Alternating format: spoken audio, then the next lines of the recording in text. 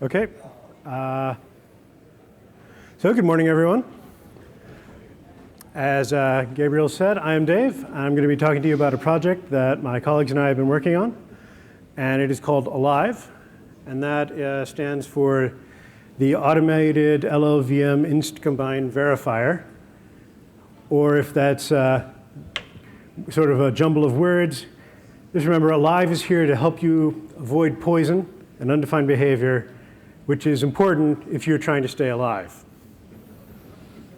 All right, got a few laughs. Must be early in the morning. Okay. So, writing code, anytime you write code, there's a possibility that you're going to make an error or introduce a mistake. And the larger your project is, the more likely it is that there's something that's going to go wrong in it. And as we all know, compilers, in particular LLVM, are very large software projects, and they contain bugs. They're going to contain bugs. It's inevitable. And just as an example of this, a few years back, one of our group, John, worked on a project called CSmith. And CSmith generated random C programs and fed them into compilers like LLVM and GCC and others, and then looked at the assembly language that they produced and compared what was actually produced to what was required by the C specification. So in their LLVM portion, they found 203 distinct bugs in LLVM. So we can see, not everything is perfect. We're only human. Now, of the portions of LLVM, we are focusing in our project on InstCombine, which does the peephole optimizations, used very frequently, can result in significant performance improvements, but it is buggy.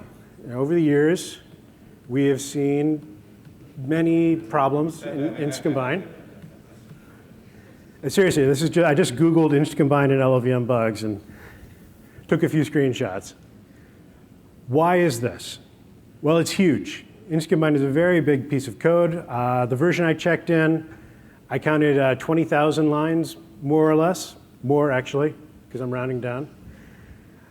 And this is just the C++ files. That's not including the headers.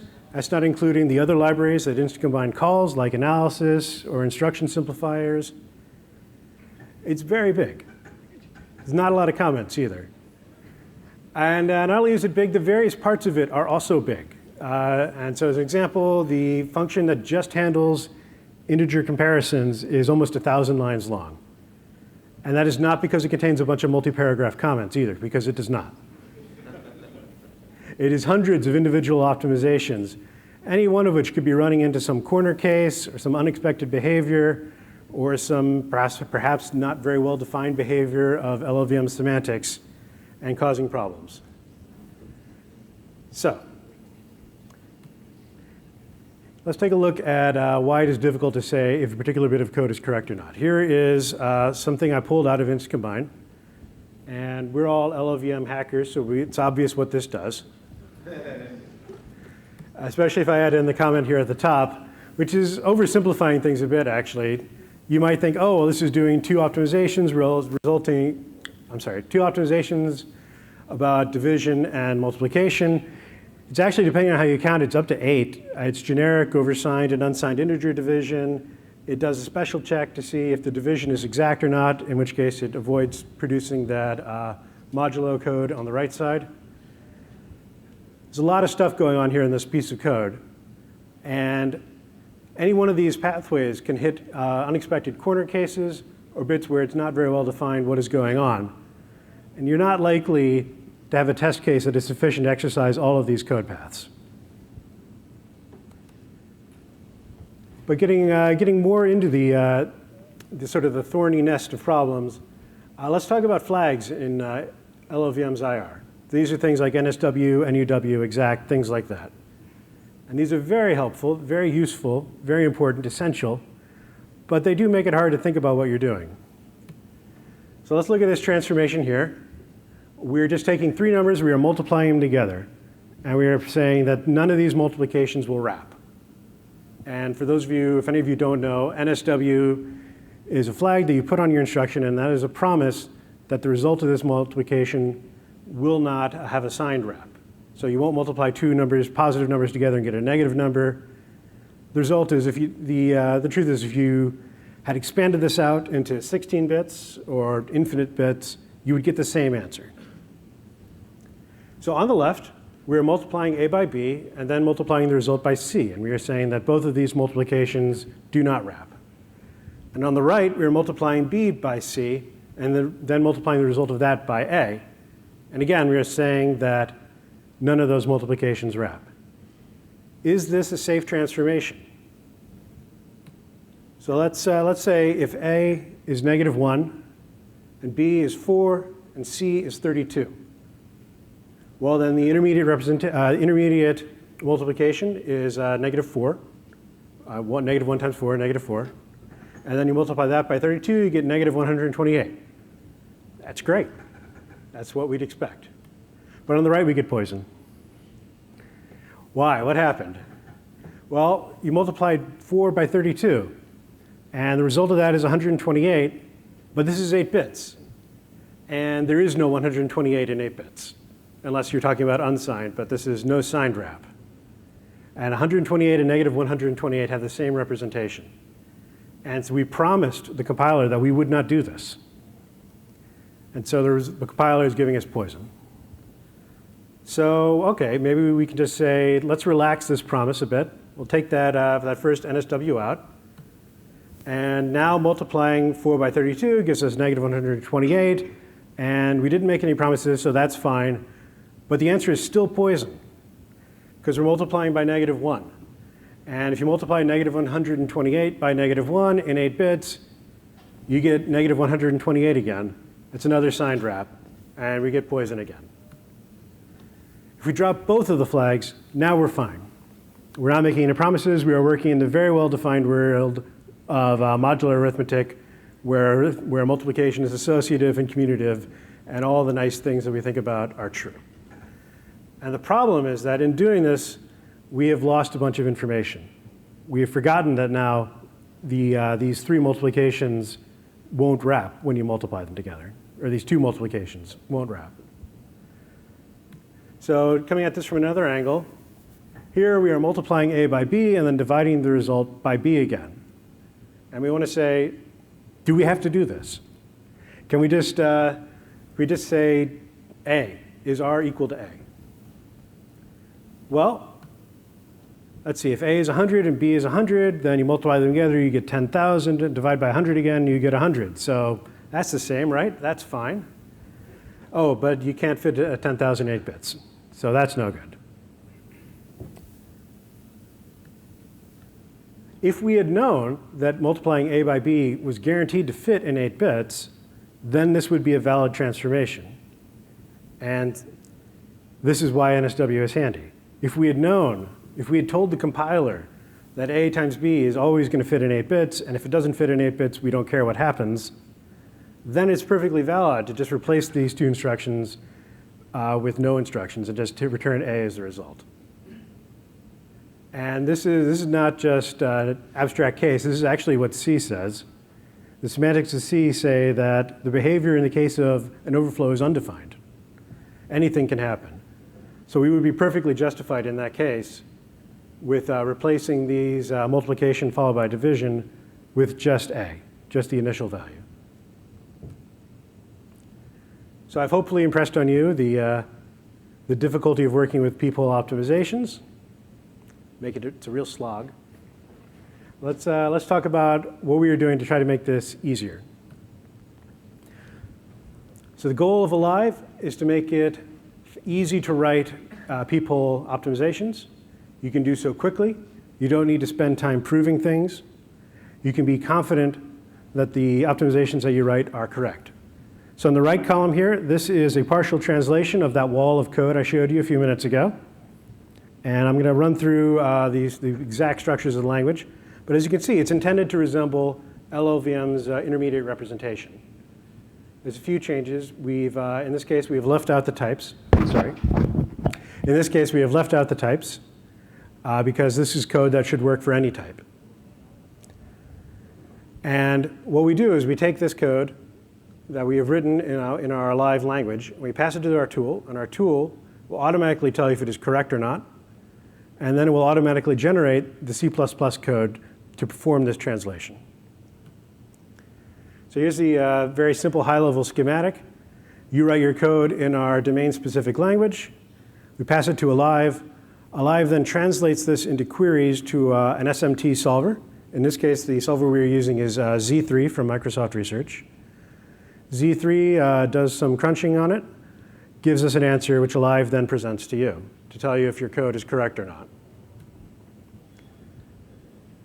Then once you're sure that your code is correct, Alive will turn it into C++, which you are free to then put into LLVM. In other words, Alive will write your InstCombine code for you, and it will tell you if it's correct. This is not a new idea. People have been using formal methods for compiler correctness checking for a while now. A couple years back, we had the CompSearch project, and that wrote an entire C compiler in a theorem prover called Coq. And as a result, they were able to show definitively that their code is correct, that at every step, they maintained the correctness behavior of their programs. More recently, one of us, Santosh, worked on the Vellum project, which did similar semantics for LLVM, also written in Coq. And then last year, one of us, Nuno, who's sitting over there, gave a talk showing how to use an SMT solver to show the correctness of InstCombine optimizations. And you can find that online if you're curious. So what Alive offers over these other approaches is that it is intended to be very easy to use. Unlike working in Coq, you do not have to write your own proofs. The SMT solver will generate the proofs for you automatically. But you don't even need to work with the SMT solver yourself. You don't need to generate the queries. You just write your optimizations in a high-level language. Alive generates the queries for you, and then Z3 will tell you if those theories are true or not. So let's look at the language. As I said, it's intended to resemble LLVM-IR. There's a few new aspects to it, which I'm going to point out. But just to give you a sense of what's going on, at the top we are describing the source. This is the code that we are looking for. And we're saying that we are taking A, we are left shifting it C1 places, and then dividing the result by C2. And we're essentially constant folding this. We're taking the two constants, dividing them, and then saying that the result is equivalent to dividing A by that value. So there's three major portions of this. In green, we have the source. This is the pattern that we are going to look for when we are looking through the code at compile time. We're actually going to look for the divide, the sign divide, and then we're going to look at its first operand and say, is that a left shift? That's no signed wrap. That's a left shift by a constant. So this is actually following the usedef tree. It's not looking for a specific sequence of code. So there could be other instructions in between. These could be in two different basic blocks. It doesn't really matter. If there had been more than two instructions in the source, then we're not requiring that they appear in a particular order, as long as variables are only referred to after they've been defined. In blue, we have the target. This is the code that we are going to generate, and which we are hoping has the same behavior as the source. You can see that we no longer depend on S. So S is now hopefully dead code, which can be eliminated. In red, we have the precondition. And this is an optional portion of code, which is required in this case. And this is saying only perform this transformation if this particular condition holds. So one major difference between Alive and LLVM is our arbitrary constants. And these match immediate values in LLVM. So these are values which are known at compile time. And so as a result, we can do math on them. We can do simple arithmetic. We can compare them to other values. We can check whether certain properties hold of them. In particular, we can use them in arithmetic expressions, both in the precondition and in the target. We don't currently allow arithmetic in the source, just because it makes it very difficult to do the code generation later on. We support all your standard operations, addition, multiplication, signed and unsigned division, and so forth. In addition to simple comparisons, we also offer some predicates which can be used in the precondition. These can be simple things like saying if a constant is a power of 2, or they can be fairly involved heuristics like LLVM's will not overflow signed add, which goes and looks through the definitions of two values to try to be able to say whether or not they will overflow if you add them together. And if it can say that they will not overflow, then you can perform certain optimizations that you could not otherwise say. Similarly, we offer functions, and these generally correspond directly to functions that are available in LLVM. So like, for example, taking the maximum of two integers. We also provide one function width, which is fun, because that will return the number of bits in a particular value.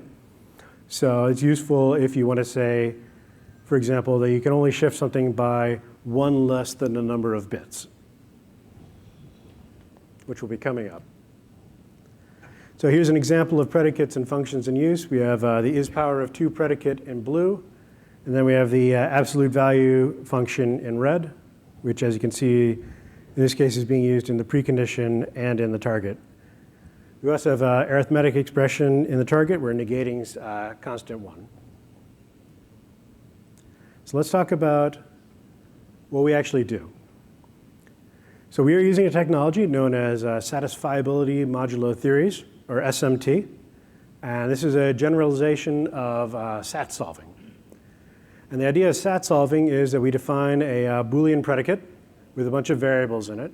And we hand that off to our SAT solver, and our SAT solver says, here is an assignment of values to these variables which makes the predicate true. Or there is no such assignment of values which makes the predicate true. SMT generalizes this to allow non-Boolean variables, which can interact according to some theory. So for example, we might have bit vectors, which you can perform 2's complement arithmetic on and then compare for equality, things like that. SMT solving is not decidable in general, which is unfortunate. But in practice, the queries that we produce can not only be solved, but they can be solved fairly quickly. A typical run of LLVM can involve hundreds of queries for a single optimization, and it will run in just a few seconds. There are a number of SMT solvers on the market. This is an active field. Some popular ones are Z3, Boolector, and CVC4. We are using Z3, but there's nothing specifically that requires us to be using that. We could, in principle, be using others. But Z3 is a nice set of features that we want to use, a nice set of theories, and a fairly efficient representation. So the first step of showing correctness is to show that the transformation we've defined is type correct. And since we allow type variables, we allow transformations with generic over types. It's not just simply a matter of saying, oh, this value is defined as being 8 bits. Is it 8 bits everywhere?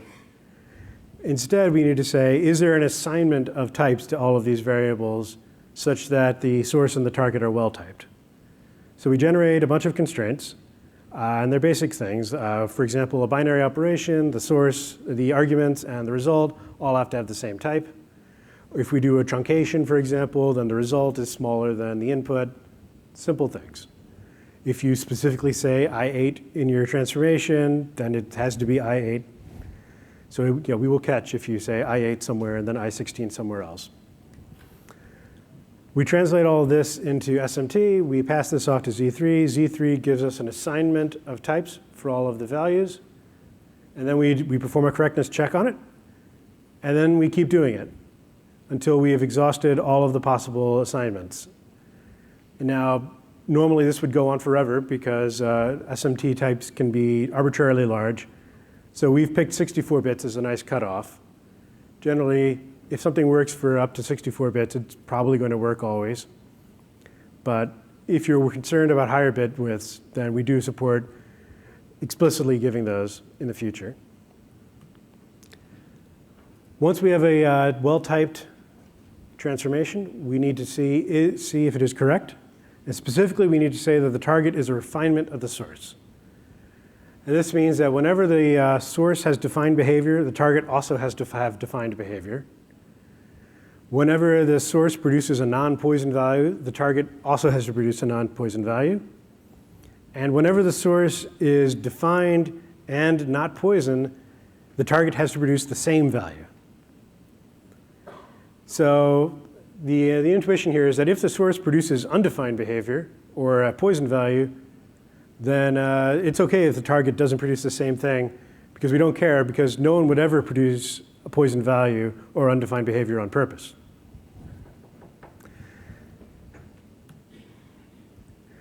So the translation to SMT involves a few tricks. In particular, SMT only finds satisfying instances. We give it a set of conditions, and it tells us a set of variables which meet these conditions. So we were trying to say that something will only happen for any possible set of variables.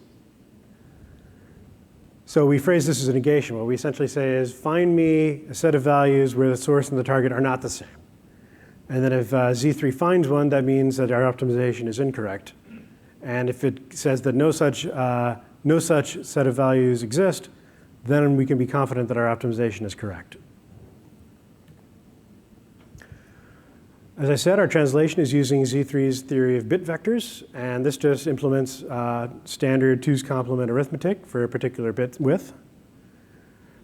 We also support undefined values, which is the undef keyword, and that just, in order to do that, we also use Z3's theory of quantifiers, and that just says that the optimization must be true no matter what bit vector, a bit value we choose for this undefined value. So here's an example. This is our running example of an alive transformation. This is what it looks like alive, in alive. This is one of the queries that we produced from it, printed out and smoothed out a bit. We actually produced 3 of these per bit width, and there are 64 bit widths that we check, so it's over 100 of these queries. If you're interested, I can point out the various bits of it, but again, the whole point of alive is that you don't need to know about this. This is hiding all of this complexity from you. So let's see, what does alive actually tell us if we pass this into it? Oh, it's not valid. There's a counterexample. So what happened here? So let's run through it. The source is corresponds to the code on the left here. We're taking A, we're left shifting it C1 places, dividing the result by C2. And on the right, we're just taking A and dividing it by this constant expression. So here are the values for the inputs. We'll substitute those in. So in this case, A is equal to -1, C1 is equal to 3, and C2 is equal to, well, -8, since we're doing signed arithmetic here. Of course, there's no way to know from a live standpoint, so it gives you both values, just so you don't have to do all the math in your head. And live has picked 4 bits for us, which is nice, because this is also invalid in 1 bit, but looking at that is not really helpful at all. So let's simplify this a bit. And here we have simplify out the shifts, and then the divide. So the problem is that the source gave us 1, and the target gave us -1. So what went wrong? If we go back here, what we see is that on the left, we're taking -1, and we're left shifting it 3 places. And on the right, we're taking 1 and left shifting it by 3 places. And the problem here is that in 4 bits, that gives you the same answer. It's -8 in both cases. And that is because our left shift in the target is did not make any promises that it would not wrap. And as I say, if you're taking a 1 specifically and left shifting it 3 places, it's going to wrap. In this particular, whenever it's 1 less than the width, it's going to wrap. It can't not wrap. The only values that you can left shift that many places and not wrap are -1 and 0. So here's a quick translation of it. Here's a quick fix. We can pass this into alive, and alive will tell us that this is correct for all bits, bit widths up to 64 bits. It's maybe a little conservative. We can actually simplify it again by, instead of using division, using an arithmetic right shift. And unlike division, and the shift of 1, this will not wrap. So here we have the original constant expression and the new constant expression, and we substitute in the values that we looked at before, and we could see that in the top we get 1, but now in the bottom we get -1, which is correct. So yay, this is actually the code that is in LLVM now. Nuno found the original code when he was looking through the multiplication section, or actually the division section of InstCombine. So we submitted a bug, you can look it up. In fact, we found a bunch of bugs while we've been going through InstCombine. These are the ones that we have submitted so far and have corrected. We've also been lurking on the patch mailing list, or rather Nuno has been actively participating in the patching mailing list, looking at proposed fixes and changes to InstCombine and checking them with Alive. Alive is already useful. This is already helpful. You can download it today and use it to help check your transformations. But there is more. You don't need to just translate your transformation into Alive, see if it's correct, and then make your changes and then translate it back into C++. The goal of Alive is to write your code for you. And really, the translation of an Alive transformation to a C++ code is pretty straightforward and mechanical. So there's really no reason for us to be wasting our time doing it ourselves, but we can just write a program to do it for us. And the nice thing about this is that it avoids stupid errors.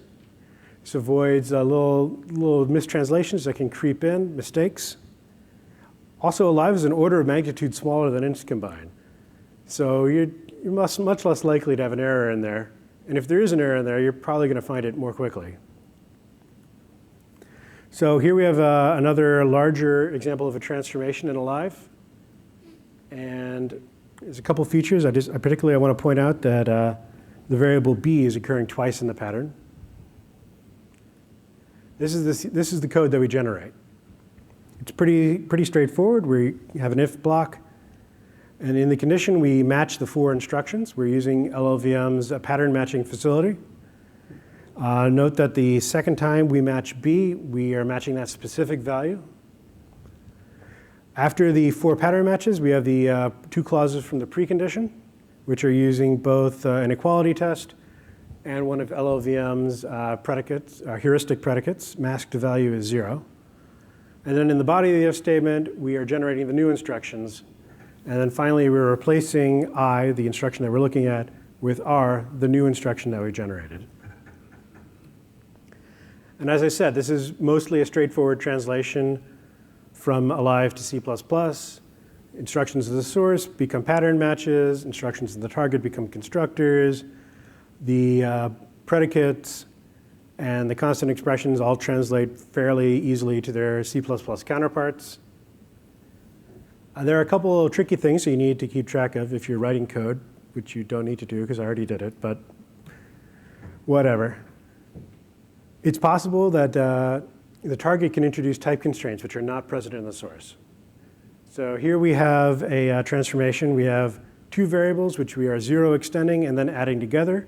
And we want to simplify this into a single addition followed by an extension. And that's fine, but it's only OK to do this if A and B have the same type. Otherwise, the addition that we create will be ill-typed. But you cannot infer this just by matching the pattern on the source. So Alive will detect this, and it will introduce an additional check in the if statement to make sure that A and B have the same type. Similarly, when we're creating this 0 extension in the target, we need to explicitly provide a source. OK. So we can't just say, this is 8 bits or 5 bits or whatever, because it needs to work for any possible inputs. So during the code generation, we keep track of which values in the target have the same type as values in the source, and we are then just able to use those types in the constructors. And finally, when we repeat values in the source, we need to take special care. When possible, we use the M-specific feature of LLVM's pattern matching. In this case, that is not possible. We cannot match against A using M-specific in this case because A is not yet bound at the time of the pattern match. So instead, alive will introduce a dummy variable and then later check that the dummy variable for A is equal to the actual variable for A. This is a work in progress, even though, as I said, it is useful today. We're hoping to expand to additional types. For example, floating point, vectors, structures, things like that. We don't currently support all of the predicates that are defined in LLVM. For example, the simplification based on demanded bits, we don't currently handle that. We do. We do? Since yesterday, 2 a.m. Okay. Well, I was on a plane then, so yes, so we can cross that one out. Great, so everything is good. But in the future, we're also hoping to do functions and predicates that are actually defined in the source. So you don't need to go into LLVM and write them. And so that our code can tell you if they're correct or not. More fun, we want to be able to do instructions, transformations which are generic over instructions. So you can do the same optimization to handle signed and unsigned division, for example. Nuno has been working on deducing where flags are valid.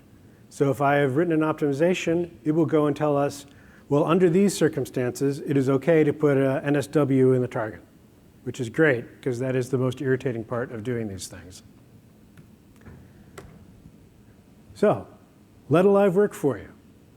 Don't spend your time thinking about, is this code correct? How do I write this? Will this cause my thing to explode later on? Automatically detect errors in your code, automatically write the code for you. LLVM is available on GitHub, and John and Nuno and Santosh and I are all around on the LLVM mailing lists and through the Alive bug list to answer your questions. Download it, download a copy of Z3, try it out. Good times for everyone. Thank you.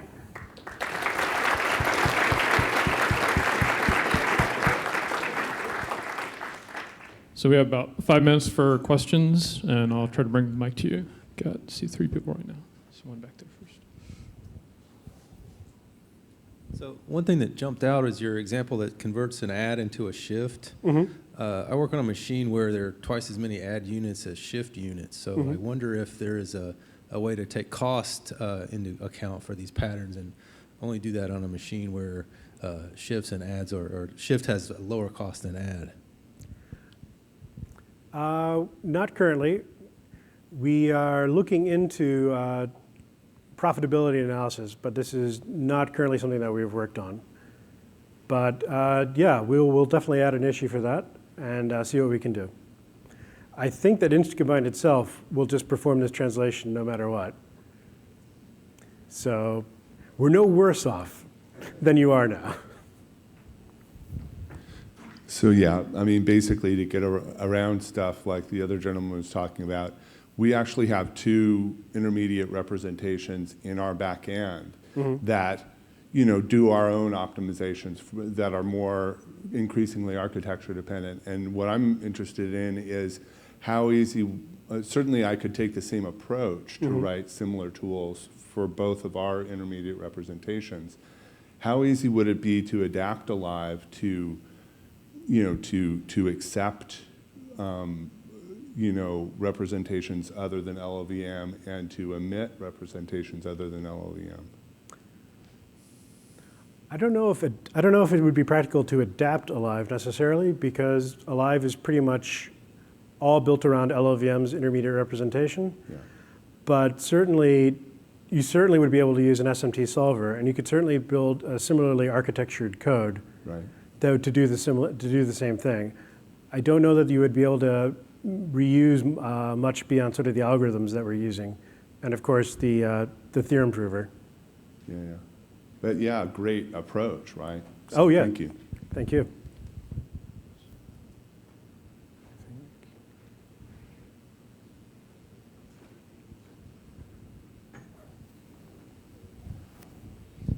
Hi, first off, I just wanted to say this is super cool. Oh, thank you. I wanted to ask one question and provide one response to some of the other comments. I'll do the response first.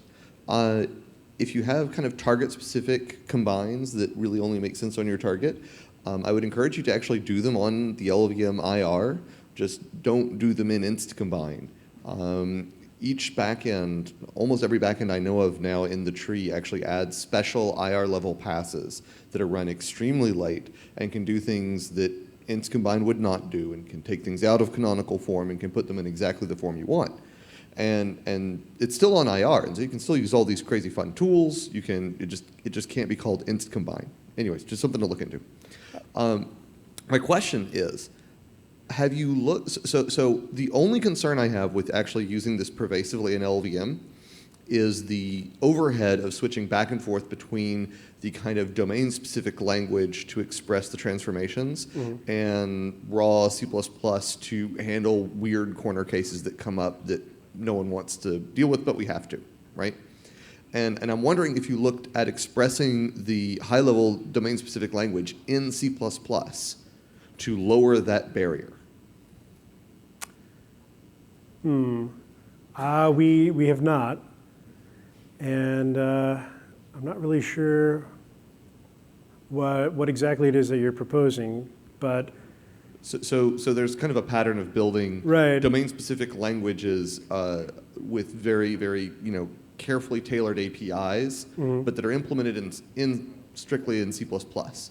And so to break out of it, you don't have to do anything. You just start writing longhand code instead of something declarative. Anyways, I'd love to talk with you about doing that.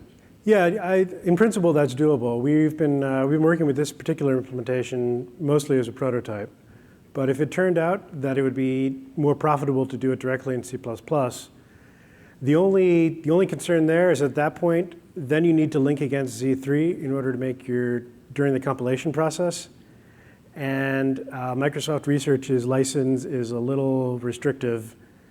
So what we've heard from the lawyers is that doing it this way is okay because you're never actually running Z3 when you're building LLVM. But if we do it another way, who knows? Great work for InstCombine. What's the possibility for extending this for expression involving loops and interaction with scale evolution? Because, for example, induction variable overflow going through a loop. We don't currently handle branches, but that may be on our plate at some point in the future. But right now we're focusing primarily on peephole optimizations. But in principle, we do have some basic support for other things. We're also using Alive to test John Reger's super optimizer. And that also does a bunch of control flow dependence. So in principle, we could extend Alive to be able to handle loop invariance. Thank you. It's great work. Thank you. One question is, does the solver, can you extract from the solver a simpler alternative than what was specified? Oh, you mean actually generate the target? Yeah, sometimes somebody will write a peephole, but that's not the best peephole. There could be a simpler form.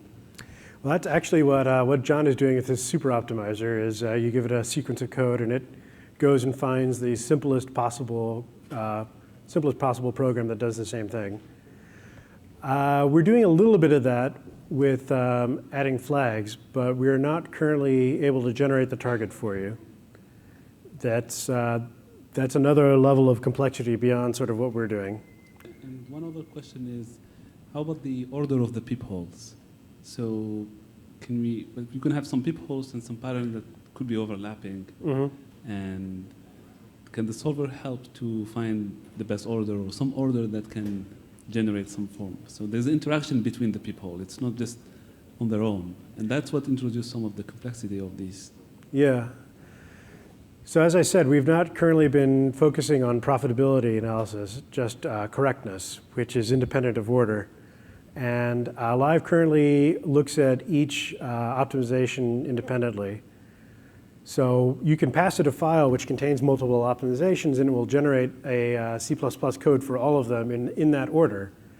But it does not currently create a sort of holistic sense of, this needs to go before that. That is currently outside the scope of our project, but we're not done. Okay, we're about out of time. It seems like lots of people are interested in this, so catch up with Dave during one of the breaks. Let's go ahead and thank Dave again.